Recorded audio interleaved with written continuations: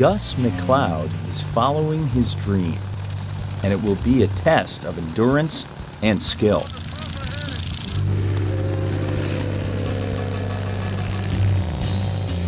Gus plans to break a record by flying to the North Pole in a vintage open cockpit biplane. There's not a lot of challenges left for the common man. I just like adventure. This is a good adventure. Gus knows flying his 1939 Stearman biplane to the North Pole won't be easy, Keep coming. especially in an open cockpit. What size is that? 516. Clear! Gus knows he'll face some risks, but he's convinced he can do it. I think I can pull this off because I'm persistent, I'm determined, and I think I have the skills to do it. The route he'll take is more than 3,000 miles long. He will take off from Maryland, fly all the way to the Canadian Arctic, and land at the North Pole. Sunday, April 2nd. A crowd gathers to cheer Gus as he takes off. Thank you for coming out again, and I'll see you when I get back.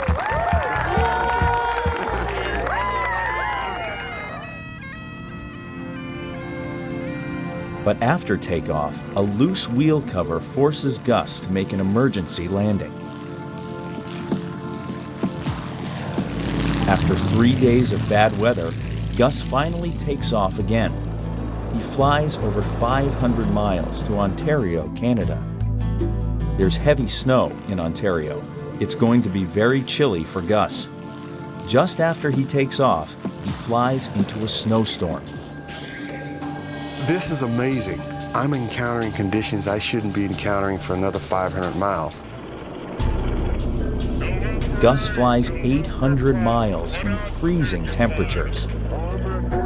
The only thing I can feel is numb. My feet hurt, my hands hurt, my whole body aches. I can't even shiver, it's so cold. But it's still more than 2,000 miles to the North Pole, and it's going to get a lot colder now. This has been a tough flight. We haven't even gotten to the Arctic yet. I've got to rethink this. Okay, mag's on. But Gus decides to continue.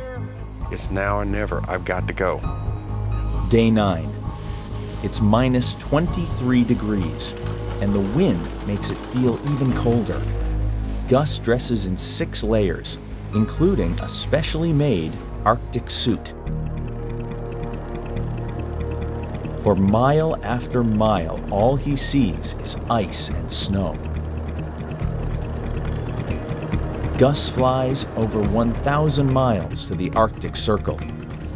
This far north, the sun is up for nearly 24 hours. He has just a little farther to go, and Gus is ready to take off again. Gus is going to stop for fuel on the ice pack. From there, it's just 280 more miles to the pole.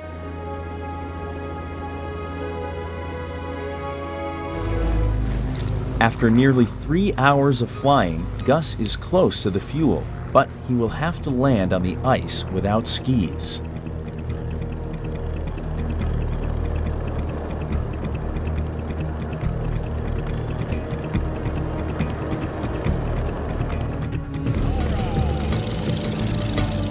Now, the final part of the trip.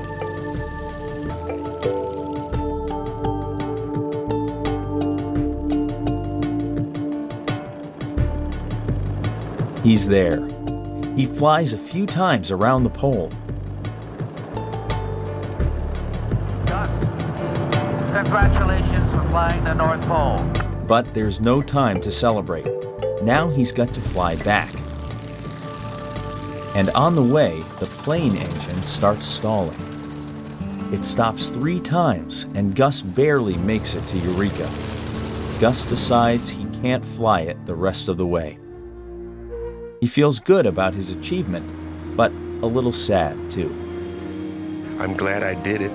I haven't paid the full cost of what this trip has been. I haven't paid the full cost physically, and I haven't paid the full cost emotionally.